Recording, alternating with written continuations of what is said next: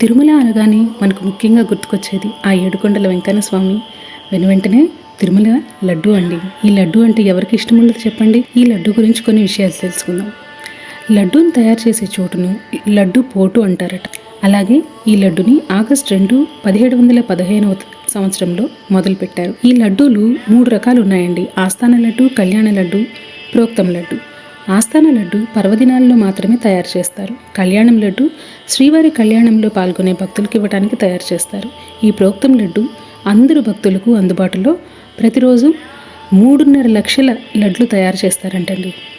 అలాగే శ్రీవారి లడ్లు 3 రకాల సైజుల్లో కూడా ఉంటాయి. 40 గ్రాముల్లోనూ, 175 గ్రాముల్లోనూ, 750 గ్రాముల్లోనూ. ఈ 40 గ్రాముల లడ్డు మనకు శ్రీవారి దర్శనం అనంతరం అందించే లడ్డు. ఈ సంవత్సరం 2024 మన శ్రీవారి తిరుమల లడ్డు 309వ పుట్టినరోజు కూడా జరుపుకుందండి.